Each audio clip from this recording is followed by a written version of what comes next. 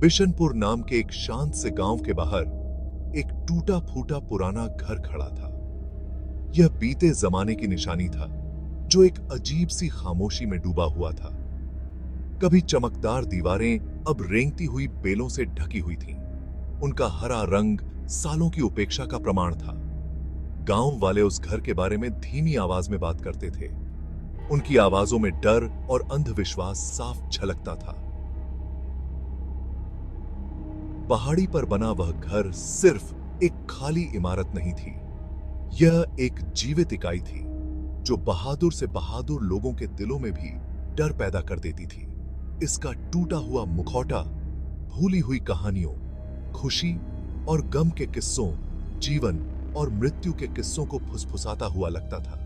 बिशनपुर में हर कोई जानता था कि उस घर में राज छुपे हैं, ऐसे राज जिन्हें जगाना नहीं चाहिए।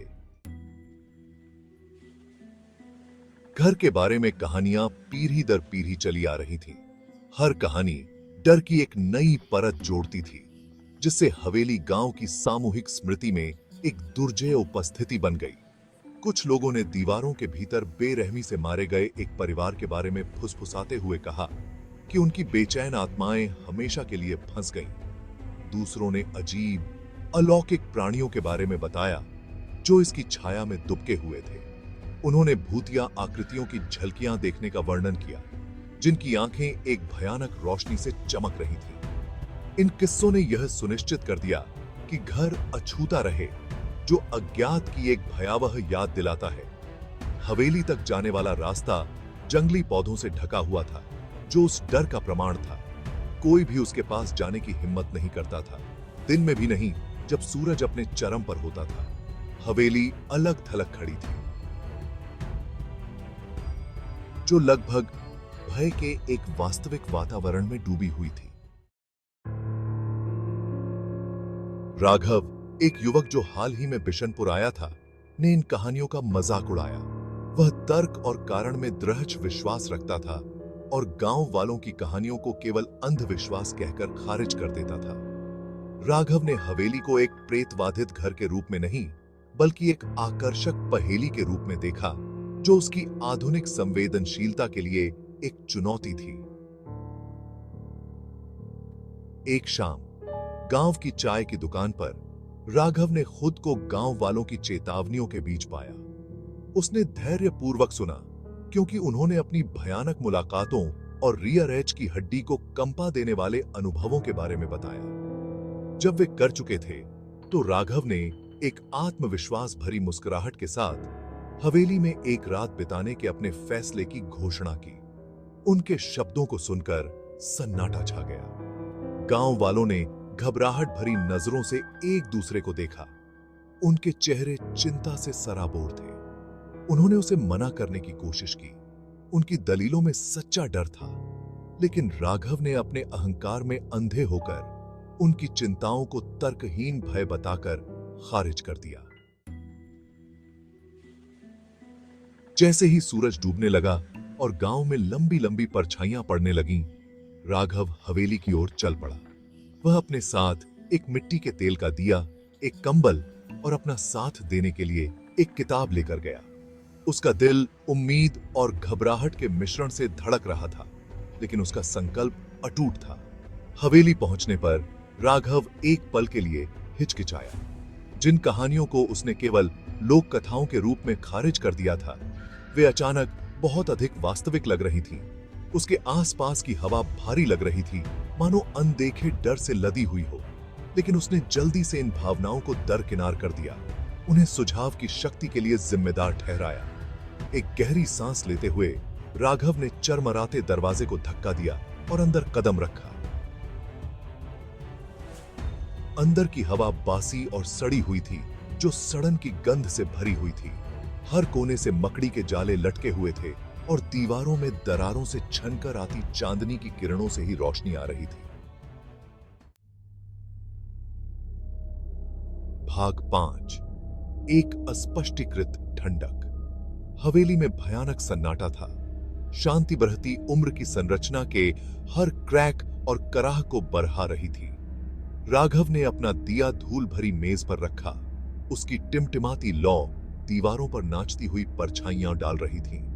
उसने अपनी किताब पर ध्यान केंद्रित करने की कोशिश की, लेकिन दमनकारी माहौल ने ध्यान केंद्रित करना असंभव बना दिया। ठंडी हवा के अचानक झोंके ने उसकी रियर हैच को कंपा दिया। राघव ने इधर उधर देखा, लेकिन खिड़कियां कसकर बंद थीं, दीवारें अभेद्य लग रही थीं। उसने इसे एक मसौदे के रूप में खारिज कर दिया, लेकिन ठंडक बनी रही, उसकी हड्डियों में समा गई, उसे अंदर तक ठंडा कर दिया। उसने बढ़ती बेचैनी को नजरअंदाज करने की कोशिश की, खुद को आश्वस्त किया कि हर चीज का तार्किक स्पष्टीकरण है। लेकिन जैसे जैसे रात गहरी होती गई, हवेली अजीब और अस्पष्टीकृत घटनाओं के साथ जीवंत होती गई। भाग 6। परछाइयां हिलती हैं। जैसे ही राघव ने अपनी किताब पढ़ने के लिए दबाव डाला, उसने परछाइयों में हलचल देखी। वे मुड़ी और मुड़ी, विचित्र और खतरनाक रूप धारण कर रही थीं।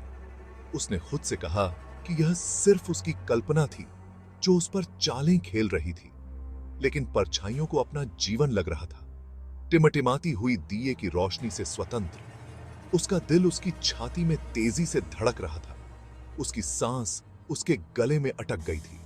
हवेली का सन्नाटा, जो कभी परेशान करने वाला था, अब हवा की हल्की फुसफुसाहट से भर गया था। एक ऐसी आवाज जो धीमी आवाजों को उसके नाम की फुसफुसाहट में ले जाती हुई प्रतीत होती थी। उसने अपने डर को तर्क संगत बनाने की कोशिश की, लेकिन हवेली धीरे धीरे लेकिन निश्चित रूप से उसके संदेह को दूर कर रही थी। यह ऐसा था जैसे घर खुद उसके साथ खिलवाड़ कर रहा हो, उसके डर को खा रहा हो, उसके बढ़ते आतंक का आनंद ले रहा हो। अचानक एक रक्त प्रदर चीख ने सन्नाटे को चीर डाला। राघव अपने पैरों पर कूद गया और उसका दिया गिर गया।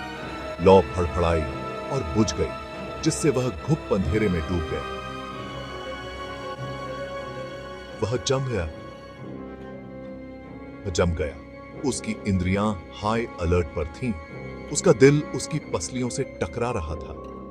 फिर उसने उसे फिर से सुना। एक धीमी गटुरल ग्रोअल कमरे के दूर छोर से आ रही थी। उसकी आंखें, जो अब अंधेरे में समायोजित हो गई थीं, ने दालान से निकलने वाली एक फीकी ईथर चमक को देखा। हिचकिचाते हुए उसने भयानक रोशनी की ओर एक कदम बढ़ाया। उसकी हर वृत्ति उसे दौड़ने के लिए चिल्ला रही थी। जैसे ही वह सावधानी से दालान से नीचे चला गया, उसका हाथ किसी ठंडी और चिपचिपी चीज से जा टकराया। वह भयभीत होकर पीछे हट गया। उसका खून ठंडा हो गया। उसने कुछ स्पष्ट रूप से मानवीय, कुछ ऐसा छुआ था जो वहां नहीं होना चाहिए था। दहशत ने उसे जकड़ लिया। राघव मुड़ा और भागा। उसके कानों में उसके दिल की धड़कन गूंज रही थी। उसने पीछे मुड़कर नहीं देखा, यह देखने की हिम्मत नहीं की कि उसके पीछे क्या हो सकता है। वह अंधेरे में ठोकर खाता हुआ फर्नीचर से टकराता हुआ भागा। उसका एकमात्र विचार हवेली के घुटन भरे आतंक से बचना था। अंत में वह सामने के दरवाजे से बाहर निकला और हांफने लगा। ठंडी रात की हवा ने उसके फेफड़ों को भर दिया।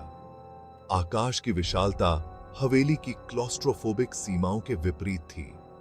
वह तब तक दौड़ना बंद नहीं किया जब तक कि वह गांव के बाहरी इलाके में नहीं पहुंच गया। परिचित नजारे और आवाजें उसे वास्तविकता में ला रही थीं। जैसे ही वह वहां खड़ा था, अपनी सांसों को पकड़ रहा था, रात की घटनाएं उसके ऊपर छा गईं। परछाइयां, फुसफुसाहट, चीख, स्पर्श, यह सब असंभव लग रहा था, फिर भी निश्चित रूप से वास्तविक था। तर्क और तर्क की उसकी सावधानीपूर्वक निर्मित दीवारें उसके सामने गिर गईं, जिससे वह हिल गया और कमजोर हो गया। सुबह की पहली किरणों ने राघव को एक पेड़ के नीचे दुबका हुआ पाया। उसका शरीर कांप रहा था, उसका दिमाग दौड़ रहा था। उसने पीछे मुड़कर हवेली को देखा। उसका सिलहूट उगते सूरज के सामने साफ दिखाई दे रहा था। यह अब अलग दिख रहा था, किसी तरह कम खतरनाक, फिर भी असीम रूप से अधिक रहस्यमय। उसने महसूस किया कि गांव वाले बढ़ा चढ़ाकर नहीं कह रहे थे। हवेली वास्तव में डर की जगह थी, लेकिन किसी भूत या भूत के कारण नहीं। यह अज्ञात का डर था, वह डर जो हमारे अपने मन की छाया में छिपा रहता है, जिसने उस रात उसे प्रेतवाधित किया था। वह हवेली में यह साबित करने गया था कि डरने की कोई बात नहीं है, लेकिन वह यह महसूस करते हुए बाहर आया कि डर अपने आप में एक शक्तिशाली इकाई है जो हमारी धारणाओं को विकृत कर सकती है और हमें अपनी ही केवल पर सवाल उठाने पर मजबूर कर सकती है। अनुभव का राघव पर गहरा प्रभाव पड़ा। उसने विनम्रता के महत्व और अज्ञात को कम आंकने की मूर्खता के बारे में एक बहुमूल्य सबक सीखा था। वह उस दिन गांव वालों के पास पहुंचा। उसका सिर शर्म और नए सिरे से सम्मान में झुका हुआ था। उस दिन से राघव गांव की मान्यताओं और परंपराओं का सम्मान करने के लिए एक प्रबल पक्षवक्ता बन गया। वह समझ गया था कि डर भले ही तर्कहीन हो, एक शक्तिशाली शक्ति है और कभी-कभी अज्ञात को चुनौती देने की तुलना में उसे स्वीकार करना बुद्धिमानी है।